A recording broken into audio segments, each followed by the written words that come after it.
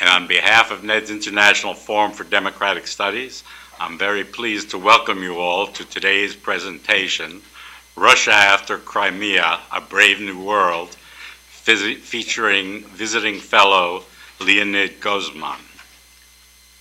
The invasion and annexation of Crimea constitute one of those events that can come to mark an historic milestone in world politics. Although it's hard to confidently predict how the future will come to regard the past, Crimea may well come to be regarded as a turning point in world history, one that brought to an end the post-Cold War era and launched a new era whose shape we cannot yet know. It's not that the Cold War has returned, of course, but the new relationship between Russia and the United States certainly has at least some resemblances to that earlier period. But how one foresees the future evolution of this relationship, which is likely to go a long way in determining the character of the broader international order, depends above all on how one understands the nature and the prospects of the Russian regime. No one's in a better position to address this topic than our speaker today, Leonid Gozman, who's been here as a visiting fellow at NED since October. Leonid's president of Russia's Union of Right Forces and the former co-chairman of the Right Cause Party. From 2008 to 2013, he also served as director of humanitarian project at Rusnano, a state-owned enterprise that commercializes innovations in nanotechnology. And from 1999 to 2008, he had been an executive board member and the representative for governmental and NGO relations of Unified Energy System of Russia. An active participant in Russia's democratic movement, who served as a political advisor to both Anatoly Chubais and Yegor Gaidar, he's also the author of 8 books and a lecturer at Moscow State University. He's previously been a fellow at the Woodrow Wilson Center and a professor of psychology and Russian area studies at Dickinson College in Carlisle, Pennsylvania. In short, Leonid is both a Democrat and an outsider who had long been a regime insider. He's seen close up how the system works, how it has changed since the Yeltsin years, and how it has taken a new direction following Vladimir Putin's return to the presidency in 2012. And his academic training as a psychologist just may give him some added insight into the mind not only of Russia's leaders, but also of a population that expresses high levels of support for his rule. In the short time he's been with us here at NED, I've come to know Leonid as a man of wide knowledge, strong views, and blunt talk. You may or may not agree with what he has to say, but I'm quite confident that you won't find it dull or pedestrian. We're fortunate to have 2 outstanding experts on Russia to comment on Leonid's remarks. Ambassador Stephen Sestanovich is the George F. Kennan Senior Fellow for Russian and Eurasian Studies at the Council on Foreign Relations and the Catherine and Shelby Cullum Davis Professor of International Diplomacy at Columbia University's School of International and Public Affairs. Quite a mouthful, those titles. From 1997 to 2001, he held the position of Ambassador at Large and Special Advisor to the Secretary of State on the new independent states. He's the author of Maximalist, America and the World from Truman to Obama, which was published last year to critical acclaim. And what is more, he's a member of NED's Board of Directors. Miriam Lanskoy is the Director of Russia and Eurasia Programs at the National Endowment for Democracy. She's published articles in the Journal of Democracy, the SAIS Review of International Affairs, and the Fletcher Forum of World Affairs. And she's appeared on the PBS NewsHour discussing developments in the region and has also testified before Congress.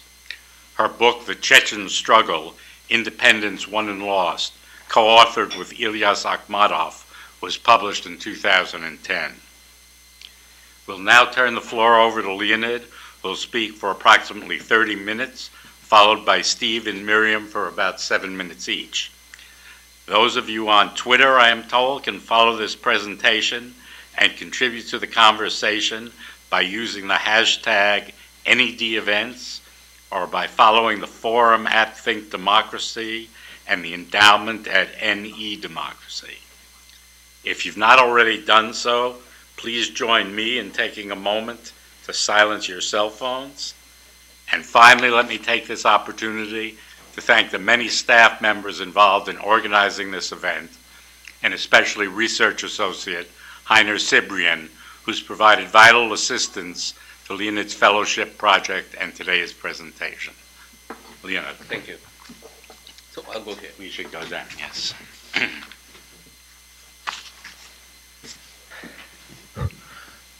It doesn't work. Oh, no, it works. Okay.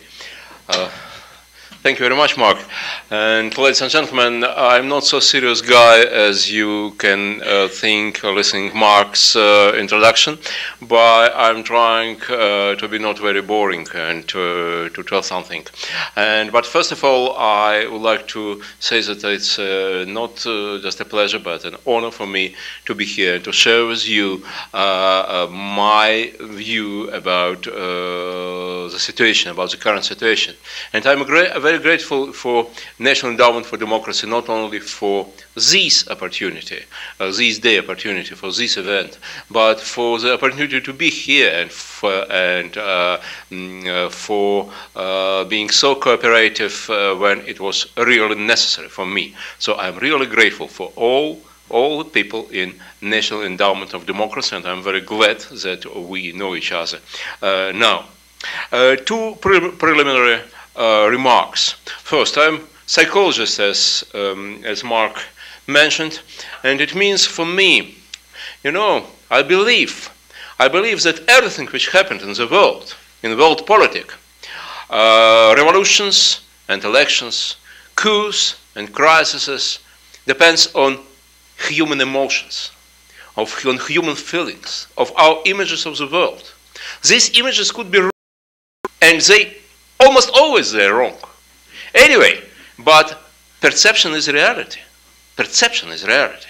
So to understand the world, we must understand these feelings. And another thing about myself is that I do not represent anybody now. I is a member of this very team led by Gaidar and Chubais, who was responsible for liberal reforms in Russia. I am very proud to be the member of this team. And I really worked with these firms Mark mentioned. But now I am absolutely independent person. And I do not represent my friends who are still in the government or who are in state-owned corporations and so on.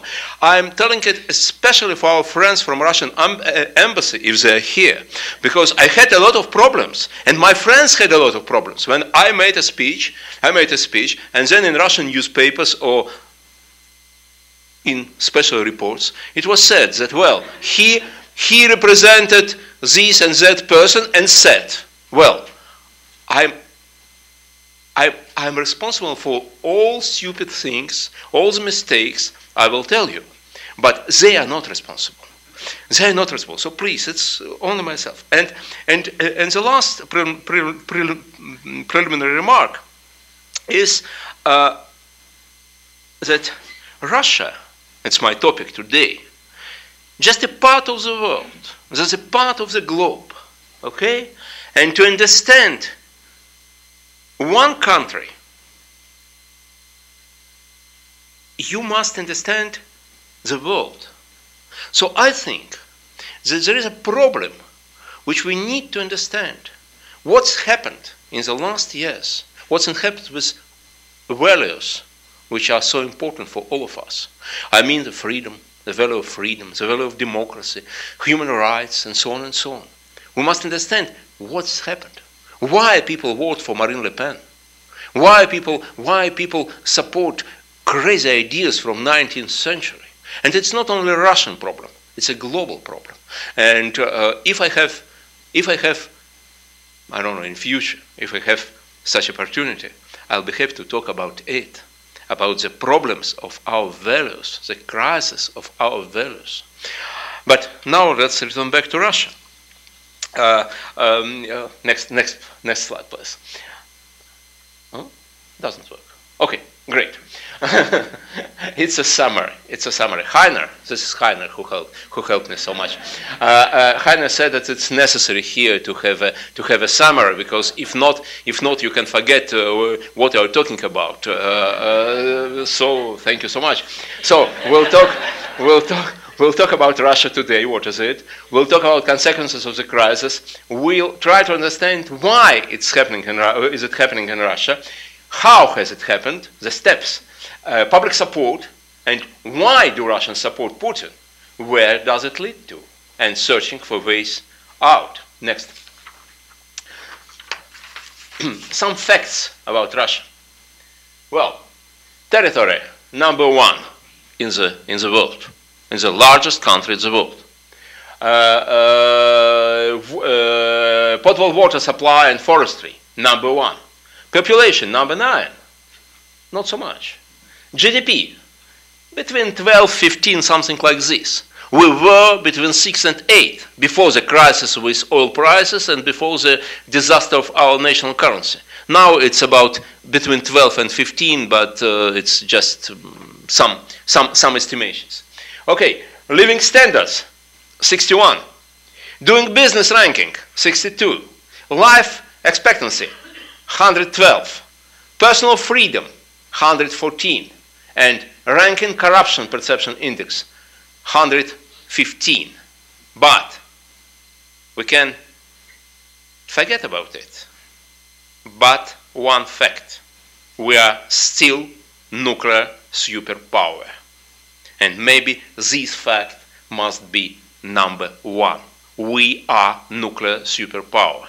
We can destroy the planet many times. We can do it many times. Well, next please. What's happened now in Russia? I will not tell you details because you know everything. You know everything, and many of you know it better than myself because you are professionals and I'm a dilettante. Economic crisis. Economic crisis. The problem is not only the crisis itself. The problem is the absence of hope. Nobody knows what to do, what should be done.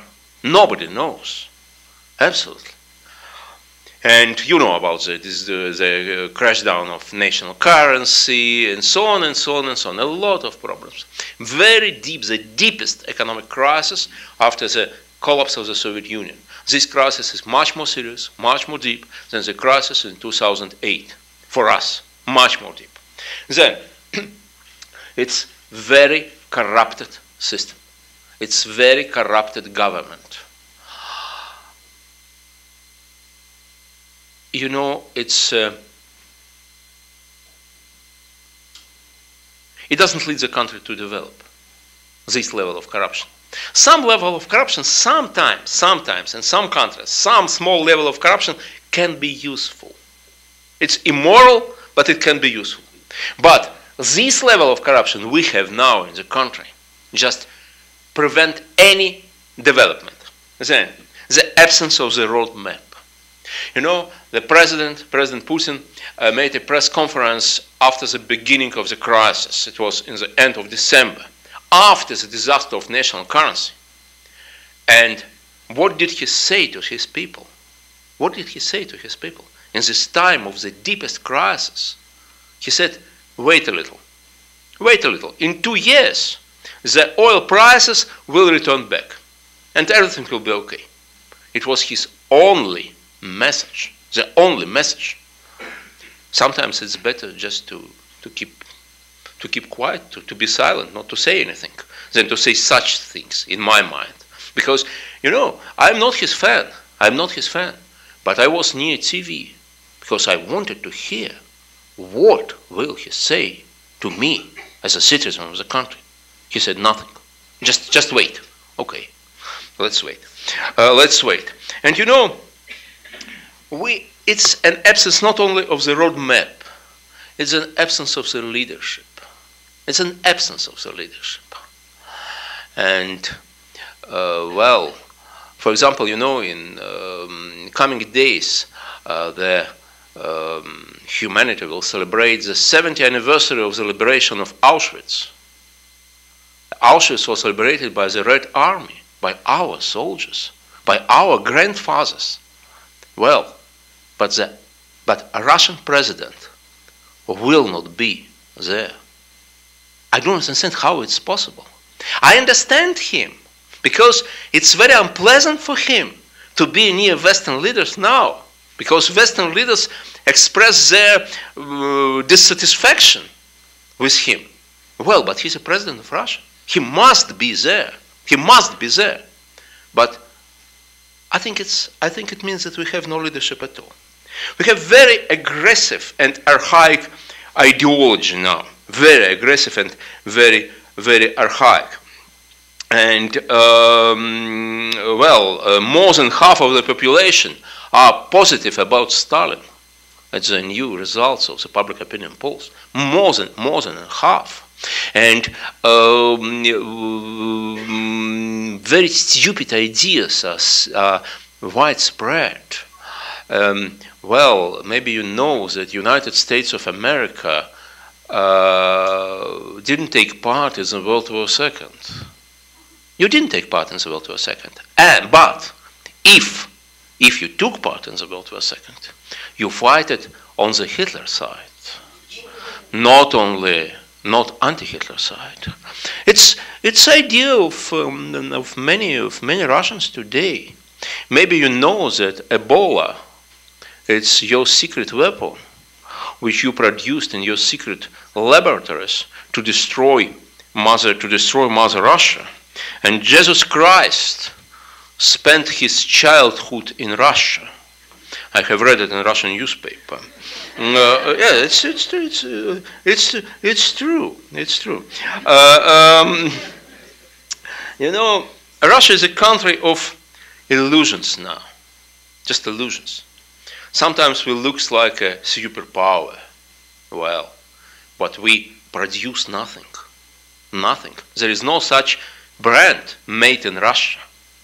If you see something and it's written made in Russia, will you pay more for it? No. You will pay less. So there is no such brand. We do not produce anything. We have a parliament. 450 members of the low chamber, and they have buttons. They press these buttons. Well, but it's not a parliament. In the Soviet time, we had a joke, an anecdote about the guy who is a patient of the madhouse, and he writes a letter to his family that everything fine in this madhouse. The food is good, and the nurses are very polite and very positive to us, and so on. And we even have a pool, a swimming pool, and we play there, we swim there. And the doctor said that if our behavior will be appropriate, they will fill water to this swimming pool. So we have a swimming pool, we have no water in it, unfortunately. Next, please. And excuse me, the day before, I'm not sure that it's so clear, because you have a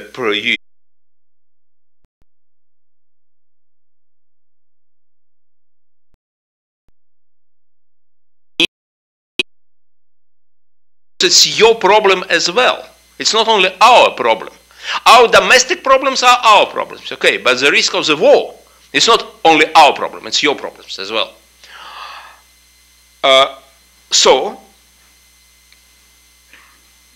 to create a roadmap, effective roadmap, number one, you must understand the problem, okay? It's like in medicine. The diagnosis must be first and treatment second. You cannot begin the treatment. Don't understand the problem of your patient. So the main goal is a roadmap. But to make a roadmap, we must understand the problem. So let's understand the problem. Let's try to understand the problem. And I do not want to blame anybody. And I do not want to appeal to you and so on. Let's look at reality. Let's look at reality. Next. Why? What is happening in Russia? Why? Several years ago, everything looked more or less good. Especially as I think in 90s. It was fine. It was we were so proud. We were so developed of actions that we are free. But then something happened. So why? There are several explanations, several points of the national leader and his team. Just because why it's happened. 100% of dispassion, but 80% of dispassion. So the problem is Putin himself. So when he was gone, and it's his later, so as well, I don't know. So everything will be okay. I don't believe in such explanation. Of course, authoritarian system and we are issues of the leadership are very important for the country. And sometimes you call the country by Hitler's. We use the words Stalin's Soviet Union. Nobody say about. Of course not. Of course not, because they're not dictators. But these explanations, these factors are necessary but not sufficient for explanation. Okay, the next explanation, the next hypothesis, just because it is Russia, it's a condemned country, just condemned country. And because of Russian culture, Russian history, Russian, I don't know what else, Russian climate, Russian rivers, democracy is impossible in Russia. And forget about democracy, forget about freedom, and so on and so on. You know, being Russian, I cannot agree with this idea. I think it's a rather stupid idea. It's a kind of racism. The kind of racism. Russians are human beings first, and Russians second, as your prominent psychologist Abraham Maslow said about Indians, that they're human beings first. So we're human beings first. And Russians who emigrated, who left the country, they're successful. They're successful, and they are normal members of the Western society, of the Western communities. So, of course, there are some features of Russian culture, of Russian history, which make building of democracy a little bit more difficult in Russia than in Great Britain or in France or in the United States. I'm ready to discuss these specificity of Russian culture. It's really very interesting. It's really very interesting. And they exist. But it's okay. It's not 80% of dispassion. Let's say 10% of dispassion, not more. Actions of the West. You guys made a lot of mistakes. You really made a lot of mistakes. And what's absolutely, it's a secret for me. I know many people of your governmental structures who are specialists in Russia. I would say that they are brilliant specialists, just brilliant specialists. I'm afraid Soviet Union or Russian Federation have no such specialists in America, especially in governmental structures, like you have in your governmental structures. They are brilliant. They understand everything. I don't understand why you made so many mistakes. Maybe something wrong in your process of decision making. I don't know, but it's your domain. It's your domain. I have enough my own problems. But your actions, your mistakes made something. You made something. You made some impact to today's disaster of Russia. But I don't know, 5% of dispassions, 2% of dispassion, not more. And of course, many people, even among liberals or former liberals in Russia, now very enthusiastic in blaming United States and the West as a whole and different mistakes and say, well, they did this and that and that and that. Okay, accept it. You made these mistakes, but it's not an excuse for us. It's not an excuse for us. And let's use analogy. Versailles Warsaw peace agreements signed it in 1918, after the World War I, helped Hitler to come in power. They helped Hitler to this treaty helped Hitler to come in power. Does it mean that Hitler is free of guilt? Of course not. Of course not. So when we try to explain annexation of Crimea because of your mistakes in Yugoslavia, it's a little bit strange. It's a little bit strange. We are responsible for annexation of Crimea, not you. And the last, but not the least, national political system's background. I think that the main reason for this crisis is a national political system. And this political system is, I think that it's popularity rating dependence. Popularity rating dependence. Well, in many countries, leaders sometimes have problems with their rating, with their popularity. Well, I think for most of them it's unpleasant. It's unpleasant. People like to be loved by other people. But, for example, President Obama could be not popular at all. His rating could be 0. But he will be the president and commander-in-chief until January 2017. And nothing except his death can change this fact. Nothing.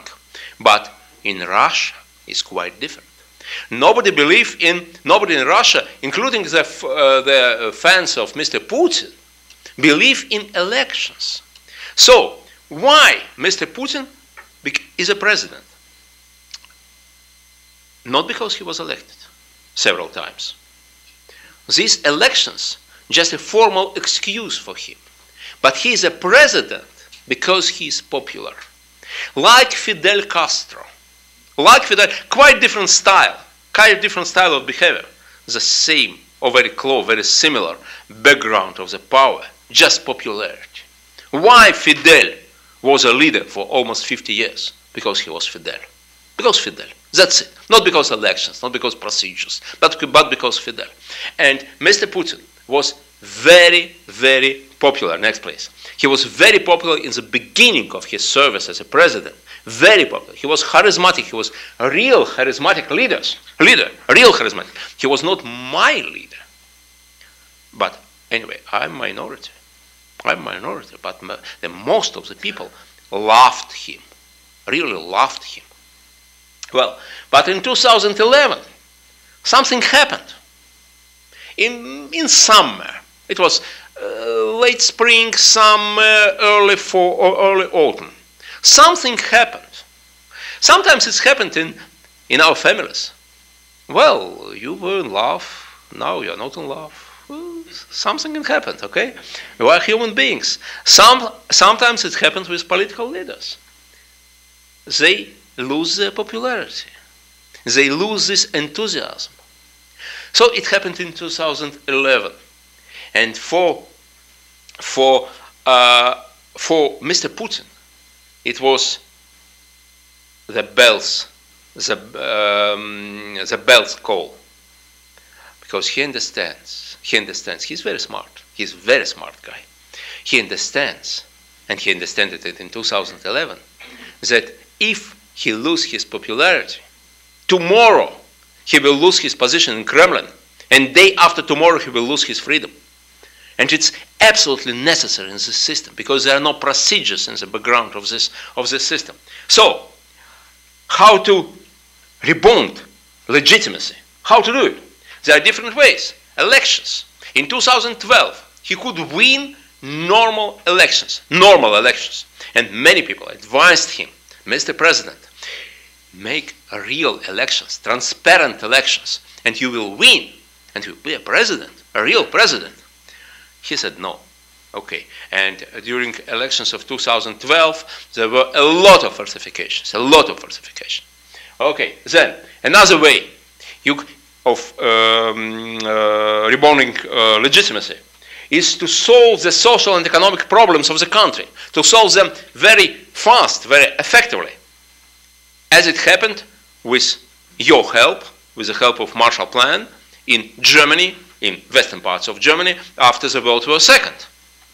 Okay, but he couldn't do it. He couldn't do it about Russian system, with Russian system of education and healthcare and so on and so on. He couldn't do it. Okay, what other ways you have? Wonderful, wonderful way. The victory over the internal enemy. If you have internal enemy, and he is dangerous, you will win internal enemy, and people will forgive you everything just because you saved them from this terrible enemy. But to win internal enemy, you must have internal enemy. But for Mr. Putin to have internal enemy, he must create it internal. And he made it in 2012. And all the planet was so surprised and shocked with archaic ideas of Russia, in Russia, with these enemies of the faith, for example, or with foreign agents and foreign spies, and with this great battle with homosexuals against homosexuals, and so on and so on. So what for? It looked crazy. Some people think that well, he's crazy. No, of course not. It was very rational politic, because he tried to find what is sensitive for people. What is sensitive for people? There are two things that are sensitive for people. America, which is our enemy, and which wants to destroy Russia.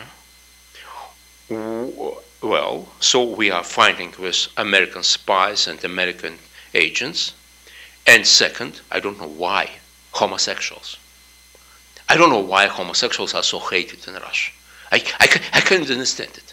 I can understand, but well, homosexuals, it's so bad, and maybe you do not know about it. But here in the West and in America, the main goal of your governments is to forbid heterosexual marriages and to press everybody for homosexual relationships and so on.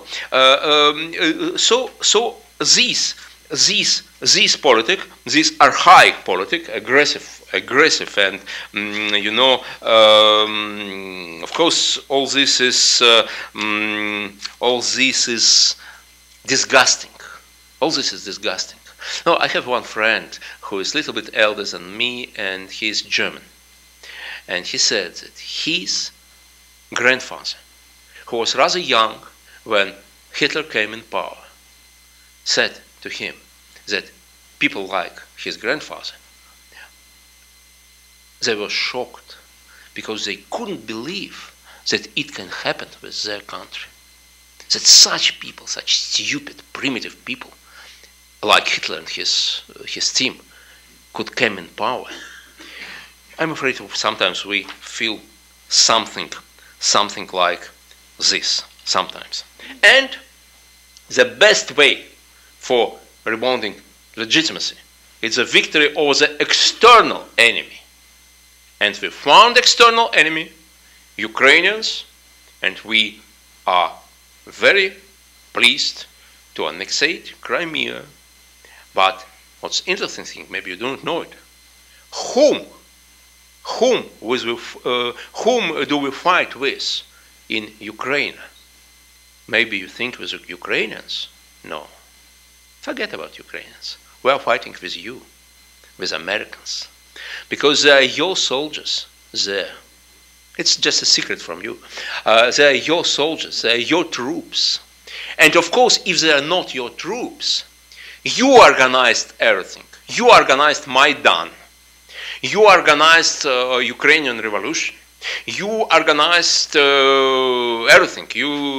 And so on and so on. So we are fighting with you. We are fighting with you. And we are successful in this case. People think so. I don't think so. Okay, let's speak about the public support. Look, annexation of Crimea, the beginning of this disaster. Only 2.5% say definitely no. Only. But it's a lot. It's a lot. From the very beginning, it was only 1%. Then 2, now 2.5. In another 300 years, it will be almost half of the population, I think. So we are very optimistic. And look at this green zone. Green zone. Definitely yes. 50%. 49.6. Okay? And another 36%.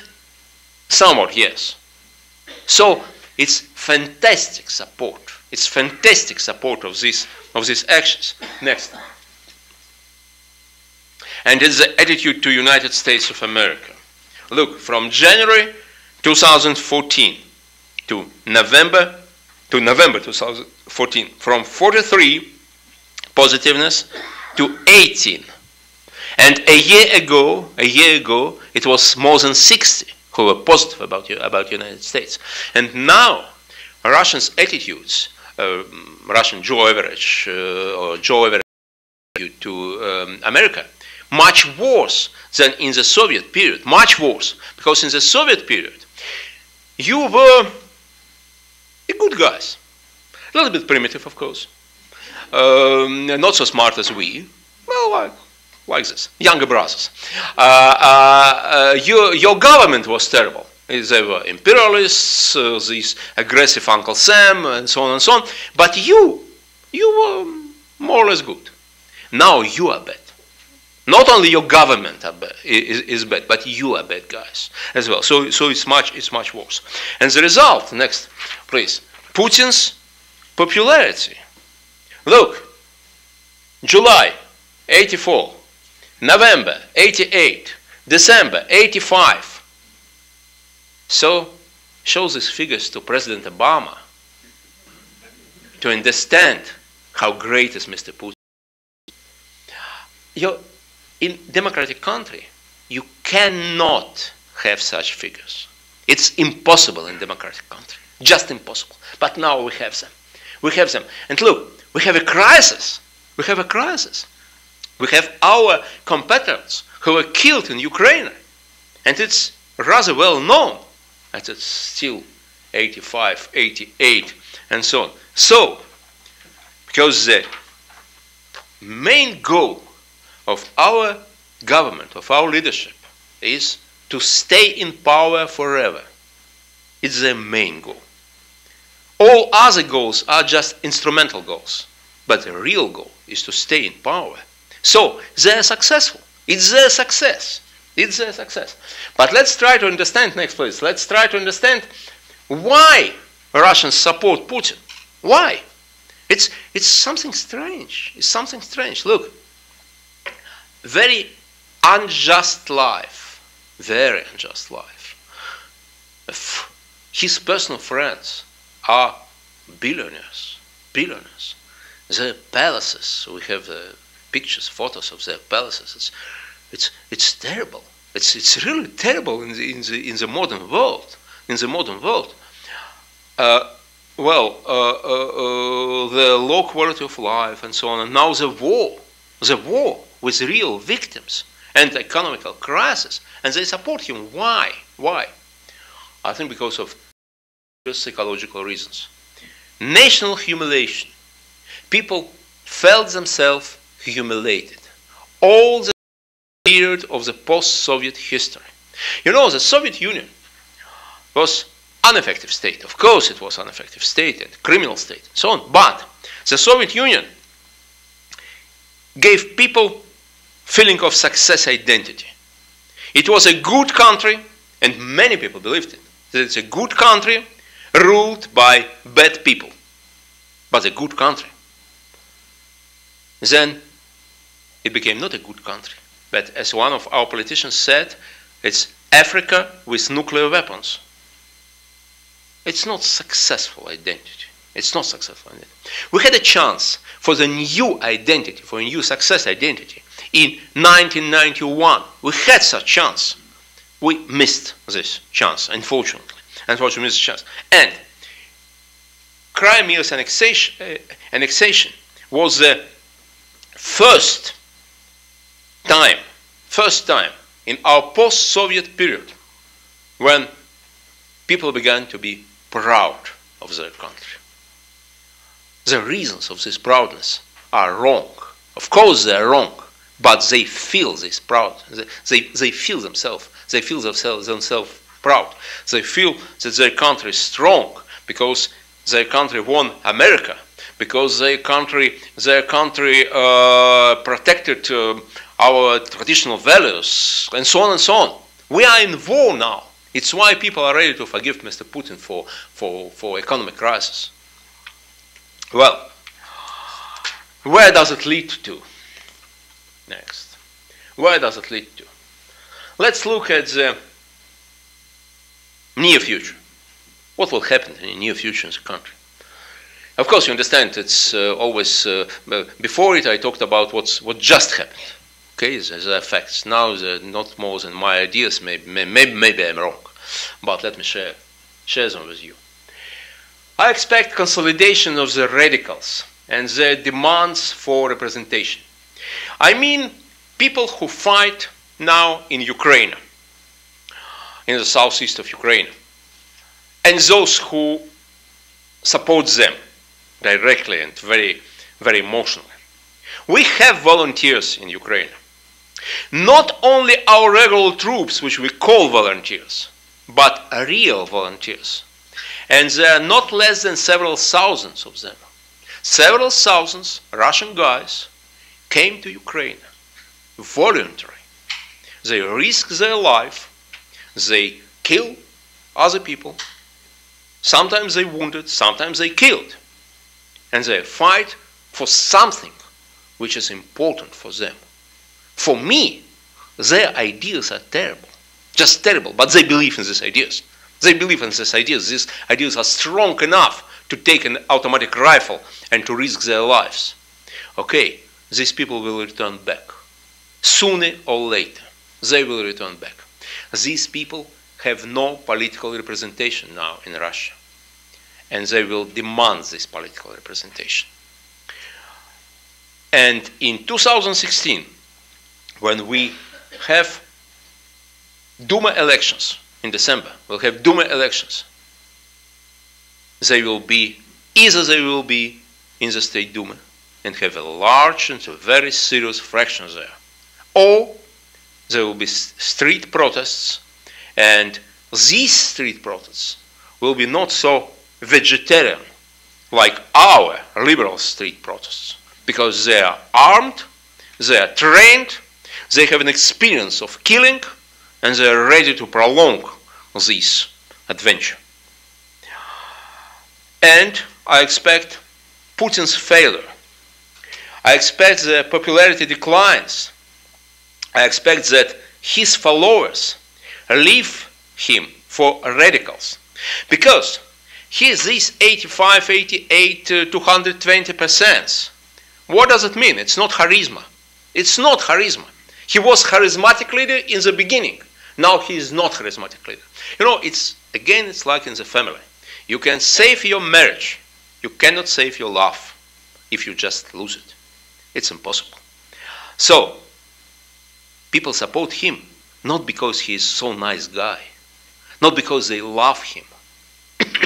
They support him because he make these very steps, because he fights with Americans, because he is so strong, because he is so tough, and so on. So it's why he cannot return back. He cannot make steps back. Look, if I wake up tomorrow and recognize that I'm Putin, it's a nightmare. Well, if I recognize that I'm Putin, let me say, I will not return Crimea to Ukraine. I will not do it. Just because the same day I will be killed. The same day. He cannot do it. He's like a hostage. Now, so, I think that it's, you know, it's a dead end. It's a dead end, or it's like experimental neurosis. To the left, shock. To the right, shock again. So, if he prolongs this politic, crisis, disaster, sanctions, and so on. If he makes a step back, the coup, and the end of his life.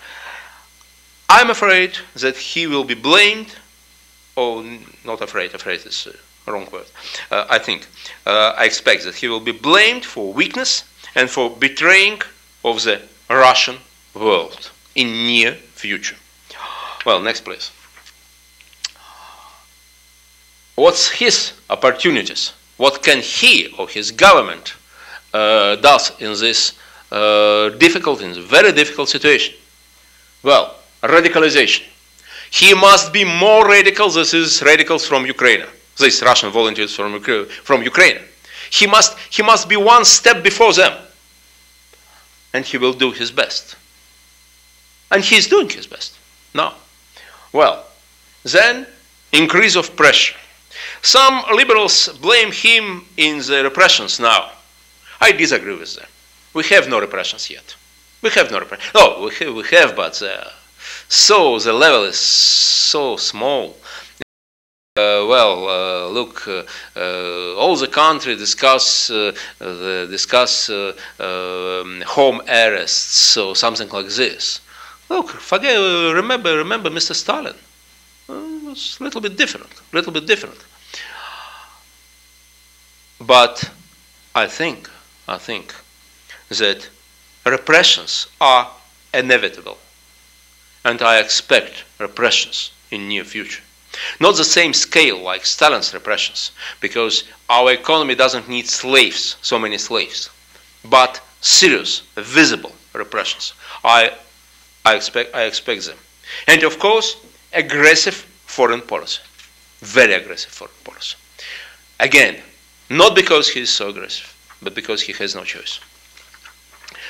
Then, next please. In some perspective, I would like to ask you to understand that this crisis in Russia has no political exit. No political exit. Well, 22 years ago, in 1993, I was a visiting professor in Dickinson College, Carlisle, Pennsylvania. And you know that, maybe some of you know that in Carlisle there is an Army War College.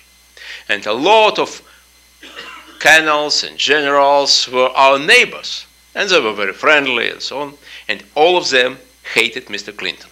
All of them, who just came in power. All of them explained to us, especially after 1 or 2 glasses of vodka, how bad guy is Mr. Clinton and so on and so on. And it was very interesting for us, and we asked, okay, Bill, but what should be done now? What will you do with such terrible president? I had a lecture in Army War College, and the air conditioner was broken during my lecture. And they began to cry, you see, what a president we have now. So I think that Bill Clinton came and broke air conditioning. And our neighbors, these American officers and generals, said, we'll wait. We'll wait until 1996. But in 1996, we all came, our families, our kids, so we'll never accept him again, and so on and so on. Okay, they failed, but it's not my domain. But, you know, you had, or they believed that you have peaceful solution. We have no peaceful solution. Forget about it, unfortunately. Some people think that the main problem is Mr. Putin himself, the problem number one. But what will be after Putin? The day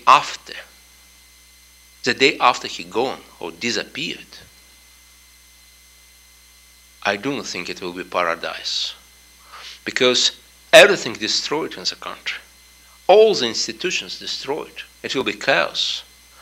And I'm afraid, looking at the ideological attitudes of many people now, I'm afraid that it will be a real fascism for some period, a real fascism in Russia. Not with Hitler, not like Hitler's ethnic fascism. It's impossible in Russia. But in other spheres it will be like fascism. But I would like to be understandable by you. The longer, it doesn't mean that we must support Mr. Putin. The longer he is in Kremlin, in my mind, the longer and more bloody will be this fascist period after him. And after this fascist period, if we survive, if the humanity survive, Russia will return back to the normal development. And of course, there is a very high probability of war. I mean, not just local war. I mean the large war, unfortunately. I'm very sorry to say such sad things, but I'm optimistic in some way because, you know, one of the distinctions and pessimist, that pessimist says that everything terrible and it couldn't be worse. And optimist said, no, why? It could be worse. So I believe it could be worse. Okay, searching for ways out. Our actions, our behavior, it's our responsibility and our domain. I'm not sure that it's interesting for you in details. But your actions, what can you do to prevent global disaster? There are two strategies. One strategy, just it's passively waiting and seeing. Okay, forget about Russia. Forget about Russia. And let's look at them. They will kill themselves. It's true.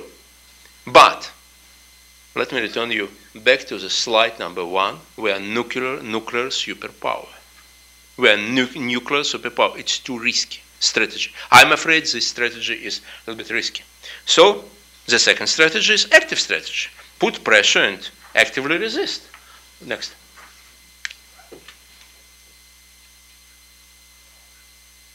I'm not advisor to your president, so just my view. You need very smart sanctions policy. Your sanctions are very effective now, very effective. Don't believe in those who say that we do not feel them. We feel them. And our prominent economists say that 3/4 of our current crisis are your sanctions. Only 1/4 the oil prices. And they're not only painful, they're effective. Well, you declared, and your leaders declared, that the goal of the sanction is to persuade Putin that it's too expensive, and then he will understand it, then he will return Crimea back. I just told you it's impossible, so forget about it. For many, many years. But when I say it, doesn't mean that I support it. So I do not support annexation of Crimea, you understand. I hope you understand it. Well, but I think that your sanctions just prevented our next steps. I'm sure that if not your sanctions, we created the ground corridor to Crimea, which we tried to do, and maybe we sent our troops to Kiev. I don't know, but it's possible. It's possible. So your sanctions prevented our next steps. But you need very smart sanctions policy. Then, I think that it's necessary to procure Ukraine with lethal weapons. I know that President Obama is skeptical about it. I know about it. Okay, he's a president. He's a commander-in-chief. It's his decision, but my position, my attitude is a little bit different. The only thing, except your sanctions, which could stop aggression. It's very unpleasant to say aggression about my own country, but it's true, unfortunately. The only way to prevent it, except sanctions, are understanding of the victims from our side. Putin cannot afford it. Putin cannot afford a lot of victims among Russian soldiers. So when Ukrainians have normal, real weapons, maybe it prevents our next steps. And maybe strange thing, I think it's necessary to provide security guarantees for Mr. Putin. It's a contradiction between justice and security. Security is more important, in my mind, because now he's we say, in the corner. In the corner, he has no exit. He has no exit. And it's very dangerous when such guy with such resources has no exit. I'm not sure that he will accept your guarantees and so on. I'm not sure. But he must know that he has such choice. Because if he thinks that the only way to fight, so he will fight until he destroys the world. And I think what's very important is to support Russian independent groups. It's very important. Russia is not equal to Putin. Russia is rather large, and Russia is different. And even among those who declare their support to Mr. Putin now, among these 86 or 88 or 85%, they are different people. And among those who doesn't want to support him and to support our aggression in Ukraine, there are different people as well. And thinking about Russia after this system, it's necessary to support those people who can take care about the country after, the day after. So it's very important to support Russian independent groups. And I mean the moral support, which is extremely important, as it was in the Soviet period. We were so grateful to President Reagan, for example, who said about empire of evil. We were so grateful. We were so grateful to your senators who helped people to leave the country. So this support is very important. And a real support, maybe real support as well. It's important too. And I have negative example now. The resolution of your Senate, for example. This resolution, the last resolution of the Senate, I agree with many estimations, but why didn't they appeal to Russian society? Why did they talk only about Putin? We are 150 millions. Why not to appeal to us? Why not to say that America is not an enemy of Russians? I'm sure that you are not an enemy of Russians. I'm sure that the prosperity and security of my country is on the way of the close and friendly relationships with the West. I believe that my country must be the part of the Western community, not something archaic and strange and with friendly relationships with terrorists. No. And I have one good news about Russia. We are still alive, and we do not plan to surrender. Believe me. And the last one, be prepared. Thank you so much.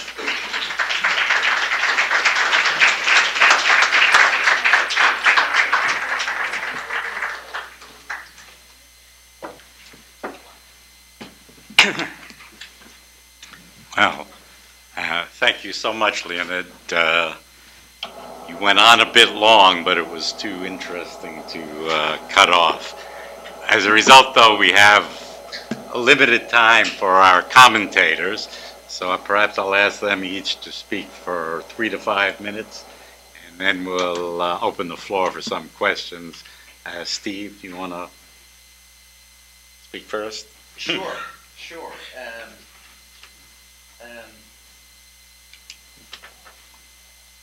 There would be a lot of things to say here. Let me be very brief. I do want to thank Leonid for very provocative presentation. It's just what I would have expected from an old friend. Let me make 3 quick points. I completely agree, and I think most people who study Russian politics today agree that what you have, where we are now is a political system that is under-institutionalized. There are not a lot of mechanisms or practices or organizations or conceptions of legitimacy that point the way toward a post-Putin politics. And that's the result of a lot of different kinds of failures over the past 20 years. But it is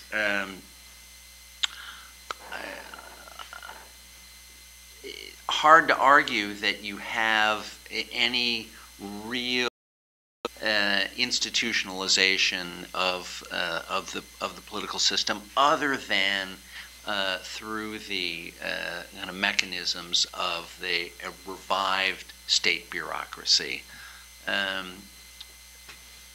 So that's the sort of first point, and I think that is one of the reasons that Leonid's analysis of the importance of identity politics, the resurgence of a kind of anti-Western ideology is so important. It's the foundation of the legitimacy that such legitimacy as the regime has, and of Putin's personal popularity. Second point I would make is that although the presentation that you've heard from Leonid is,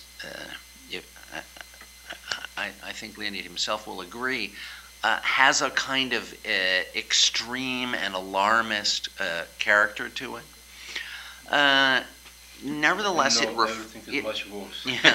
it reflects a very wide, if not in every detail, it reflects a widespread tendency in Russians' own analysis of the situation that they face. And what I mean is this, that there's not any way out of the current situation other than through a new crisis. There's not a soft landing from Putinism, but instead the likelihood of some kind of violent catharsis, whatever you think the details of it would be. You hear people talking about the possibility of a palace coup. It's why you hear people saying, well, it could only happen if there were a Maidan in Russia, revolution streets. You'd only get a real change if you had a civil war, if you had a national breakup. This is, a kind of semi-hysterical debate, but the core premise of it seems to me to be very widely shared, and that is that, as Leonid says, that Putin has kind of driven the Russian politics into a dead end, and there's no way back from that, but instead a kind of inevitable next convulsion. Third point, I think the real question now for us is to ask ourselves whether this is right, given that Russian institutions are weak. As I say, other than the state bureaucracy, which I think, I'll come to that in a moment. What would be the ways of arguing against this forecast? What would be the ways of envisioning a kind of soft landing, or at least a non-convulsive one, a non-fascist, non-revolutionary,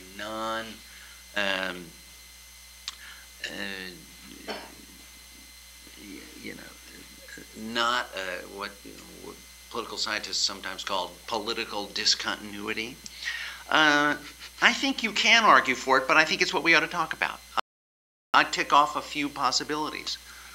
One is just the fear of upheaval, a fear of revolution, a kind of widespread sense that, we've been through this, we've had a lot of trouble, and we don't want more of that. Secondly, a kind of elite consensus about the need for stability, a very large stake in the prosperity that has been built up over the past 10 to 15. This has been a time of unbelievable wealth accumulation for a lot of Russians.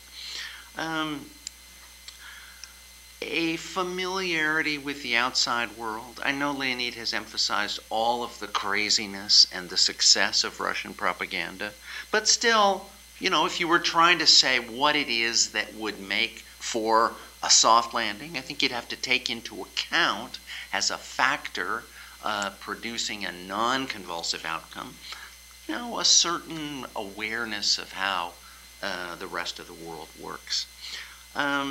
Some possibilities, ticking off other things that one could try to, straws to grasp at that would make you think there's some kind of nonviolent landing or path forward. The possibility of some popular mobilization of a sort that you had in a regular way in the late 80s and early 90s. Ways of expressing popular sentiment outside of elections.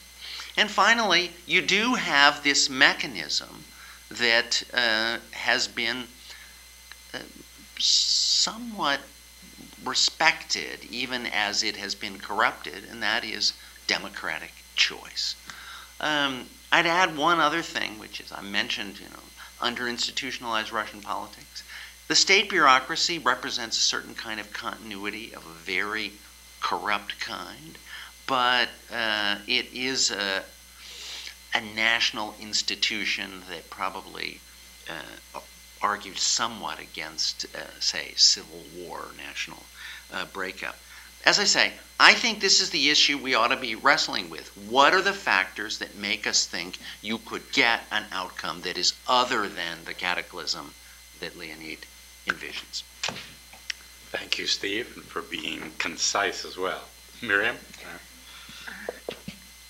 Great, thank you. I actually wanted to touch exactly on this whole question of a roadmap and kind of trying to verbalize a more positive vision of where Russia could go and what a soft landing might look like.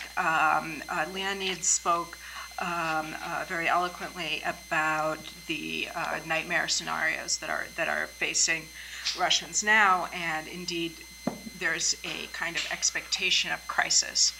And it's just a couple of months ago, people would have said, yes, there's some serious economic problems, but they're really not as bad even as 2008, and there's plenty of reserves in the budget. Putin is sitting pretty with billions and hundreds of billions in reserves. There's no problem. This whole question of how perceptions shape reality, because right now the mood has changed fundamentally from, say, October, November, to a feeling of some kind of major crisis that's coming in months or a couple of years. But it's very hard to get a handle on what kind of crisis is anticipated, where this break might happen. Would it happen at the center? Would it happen in the regions? Would there be protests? Would there be a palace coup? There's all kinds of different hypotheses. I find a civil war, and a lot of people are afraid of a civil war. I find that hard to I find it hard to imagine two entities or more than one entity in Russia having enough military force to sustain a prolonged civil war. I find it very easy to expect massive repression, growing repression, more repressive laws, more actions against individuals. More and more people have had to leave Russia. Expectation of protest and of the regime itself consolidating into fascism gradually, I find more plausible than a version of nationalists seizing power and bringing a fascism into place. I also, in terms of nationalists, just reading a little bit Silva's reports and others, nationalists are very divided. They are compromised by, more than anybody else by the FSB. They are, to the degree that they're divided on the question of Ukraine, but the ones in fighting in Ukraine have been coordinated, brought there, armed by Russian security services. This is very clear in Igor Girkin, the sort of head of the Donbass resistance, who's an FSB agent who was brought there by, and then decommissioned and sent home and sits there quietly. So I don't know why this is such a bigger threat than the regime consolidating itself. What we're seeing now are some local protests, and we're seeing cutbacks in budget. And that's going to be the interesting question, because the question of where is the Russian budget really, and will they have to cut back budget workers much more quickly than anticipated? And as a kind of test case of that is cuts in railroads in different regional cities, cutting their local railroads, and local protests breaking out over that issue. I don't see, I feel like people have in their minds a 1917 scenario. And what I think is more likely is more of, as Steve had pointed to, the 80s or 90s. And I'm also seeing more and more liberals, and I think liberals are by far more likely to consolidate and take advantage of any opportunities than nationalists are. And we're seeing them point to different pieces that could be a roadmap. I went to a meeting over the weekend that had a lot of Russian civil society people represented. The ingredients are maintaining smart sanctions, targeted sanctions from the West. That's sort of universal, with the exception of Khodorkovsky, who's running for office. But other than him, other than Navalny or Khodorkovsky, who are considering runs in the future, if you just talk broadly to Russian civil society, they would like to see a continuation of sanctions. Pressure, both international and domestic, for free elections. What's the roadmap for the economy? How do you fix the economy? You try to create more, the source of the economic collapse is a lack of trust in the government.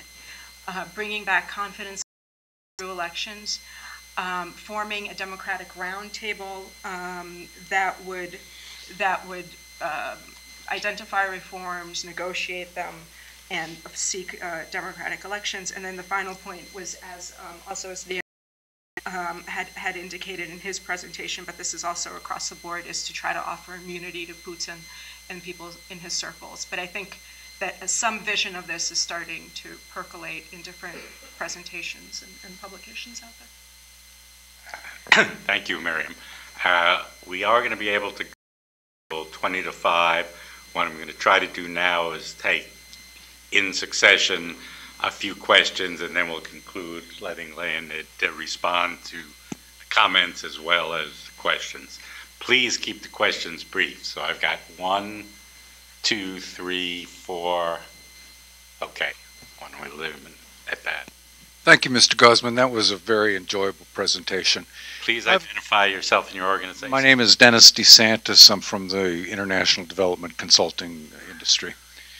Mr. Gozman, when you said that the economic sanctions had a 75% influence on the economy and the decline in oil prices 25%, would you elaborate on that, given the large percentage, the economic percentage of the oil industry and the relatively small level of trade with the United States?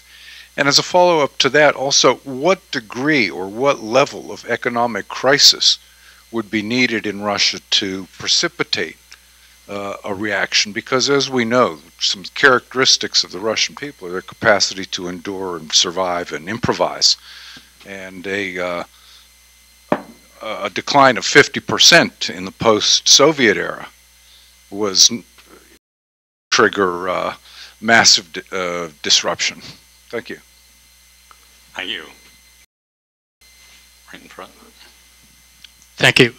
David Colton with the EDU. My question is to broaden this beyond Putin and talk about his war cabinet. And my question to the panel is, don't we already know what their idea of a viable soft landing is by looking at their reaction to Yanukovych's failure in 2004? If you recall, in 2005, 6, and 7, the people who are now in Putin's war cabinet, their first reaction was, this is regime change against Russia. They wanted a unified propaganda arm. Russia Today was formed in 2005. The chief of the general staff demanded two things: an offensive cyber warfare capability and training for what they called then Oranzhevaya Ruskaya Revoluция. And Sergei Markov, who was linked to the cyber attacks in 2007, happened to conduct a number, maybe 20, maybe 30 workshops with Nashi, with National Unity, with all the movements we saw in Donbass and Crimea. They just rebranded it as Russian Spring. So I guess my question to the panel is, besides Putin, since this war cabinet is so insular and cut off from the rest of the functioning government apparatus that the ambassador talked about, what is a soft landing to this war cabinet when we've already seen how they've treated setbacks in Ukraine in 2004? Thank you. Thank you. Alexei Sapchenko, private citizen. My question is to Ambassador Stephen said, what should be U.S. approach toward Putin's Russia? Should we keep the door open, as many people here in Washington suggest, which means that the sanctions would not be the best way to keep the door open? Or should we, as many Russian oppositioners suggest, to increase the heat on Putin and precipitate his fall? Thank you. And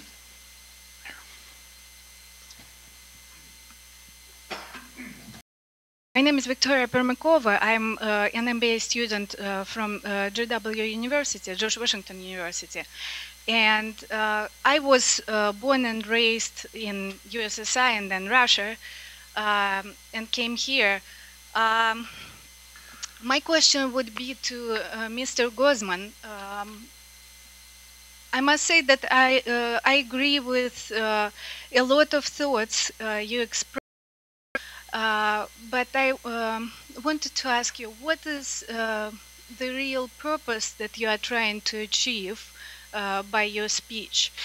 And also, being a Russian citizen, a person who represents Russia, I wanted to see what did you have in mind when you were calling for providing lethal weapons to Ukraine? I just, if you don't mind to elaborate on that, I would appreciate it. Thank you. Thank you. We'll now give Leonid a chance. Let me throw in one small question, which is that in all the discussion of apocalyptic scenarios and what might happen, no one actually mentioned the military at all. I realize historically they've not been much of an independent factor in Russia, but is there not a chance that if things got very bad, they could play a role? But to you have about a little over 10 minutes. So you mean not about 10 minutes, but your question, you mean? No. To respond to whatever you want to out of all the comments that were made. Okay, thank you very much. First, Rodman, thank you for the questions, and especially Steve and Miriam. Comments, and about these comments, I just want to mention one thing. This Russian elite, which you believe can prevent revolution and uprising because they're afraid of revolution, because they understand that they will be the victims of revolution, of course. They must be smart for it. You know, you must feel the reality. Our last Tsar, Nicholas II, in his letters to his wife, just several days, several weeks before revolution, before losing empire, he expressed zero understanding of the country, just zero. He really believed that Russian mujiks, that they wanted Tsar, and that they want absolute monarchy, and so on and so on. Well, why do you think that they are more smart? They are not smart at all. And another thing, which is important for comments of both of you. Well, many of them do not identify themselves with the country. They 50% left the country. Their families, their kids, girlfriends, their money in the West. So Russia for them, it's not the country they care about. It's like India before wise kingdom of before the end of 18th century for these British guys who came just to rubber it, not to civilize it, but just to rubber. So it's a problem. It's a negative factor, and we must think about it. I think. Why 3/4 of you asked about why 3/4? It's not my estimation. It's an estimation of Russian prominent economists, and I do not want to mention their names. And the last question is a good explanation why I don't want to mention their names. I do not want to put them in the difficult position. But believe me, it's not my estimation. I can say you about the sanctions. Look, two things. First, if you compare the problems with national currency of Russia on one hand and other oil-dependable countries from another hand, so Russia has much more problems than the most of them with the currency, okay? And the second, your sanctions are important not only in their formal part. The formal part is like a higher the underwater not водной части айсберга, the above water part of the above water part of the iceberg, but the 7/8 of it is under the water. And look, for example, I talked with one American businessman, very serious businessman, very large and very well-known firm. And he stopped some common projects with Russians. I asked why. They are not under the sanctions. And this type of business is not under the sanctions. Why did you stop? He said, well, just in case. I have business in Africa. I have business in China. I need the support of our embassies and the State Department. How can I come to State Department and ask their support? They said, well, you have business with Russians. Okay, go ahead, good luck. I said, well, they will not say it. They may say. So, well, if this amount of firms or business is under the sanctions, so this amount is not under the sanctions, but will be more careful. So that's what I understand. Then, the level of the protest, the level of the crisis we need for protests and so on. First of all, I do not appreciate the crisis. I do not appreciate the crisis. I want to, I have a dream. As Martin Luther King, I have a dream. I am dreaming to live in boring country.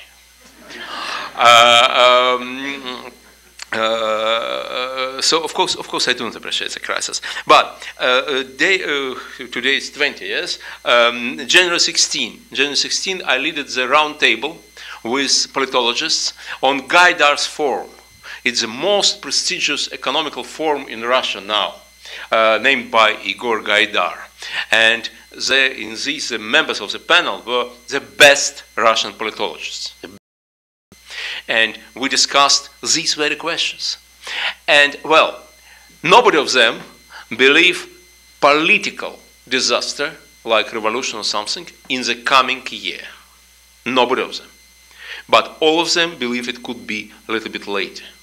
And they say that they do not expect the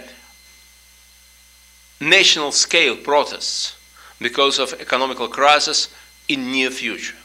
But they expect local protests in local places. And most of these protests will be addressed, will be not political. They will appeal to the president. They will be not against Putin. They will be against life. They will say, Mr. Putin, help us. But he cannot.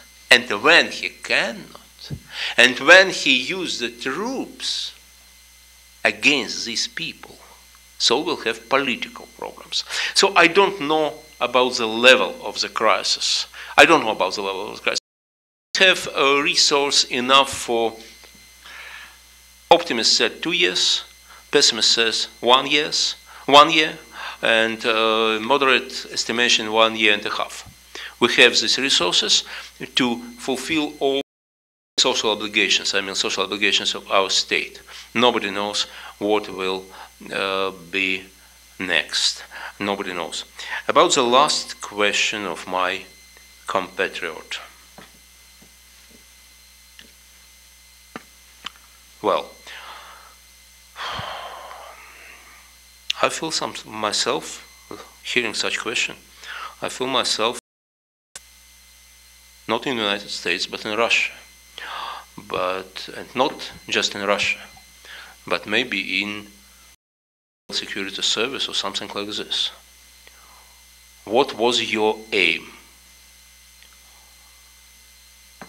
Miss, my aim was to express my understanding. My aim was to share my view with these people. I think it's enough aim. It's rather serious goal. And it's enough for intellectuals. And it's enough for free people. And you mentioned that I represent Russia. And why, representing Russia, I say such words. Just because I represent Russia, not Russian state, not Russian government, not Russian president. I wish success to my country. I wish to stop this terrible war with a people whom we speak to the same language, which we have the same religion. I mean, between Russians and Ukrainians. And I think that to stop this war, we must help those people who are fighting with our aggression. It's our aggression, unfortunately. We, my country, your country, is responsible for this crime. It's a crime, and we made this crime. We, you and me. You and me. We both are responsible if you are a Russian citizen. If you don't immigrate. If you didn't immigrate, I don't know. I don't know you. And I think that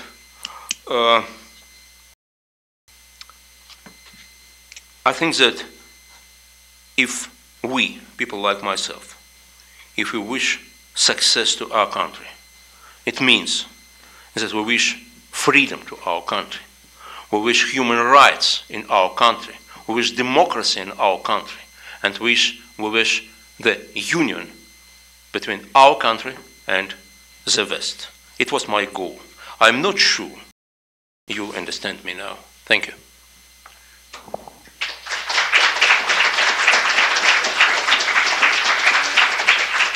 Thank you. Do either of you want to last word, or shall we end it here? Well, I can say one thing about... Actually, does everybody know the Putin joke about optimists and pessimists? It might be a good way to... No. This is the one that he had in his most recent, was it his State of the Nation speech, where he said, the definition, optimist is person who, no, the pessimist is one who has a drink of cognac and says, it tastes like bed bugs. And the optimist is the one who is in prison on his cot surrounded by bed bugs and they're crunching at every turn. And he says, a whiff of cognac. I'll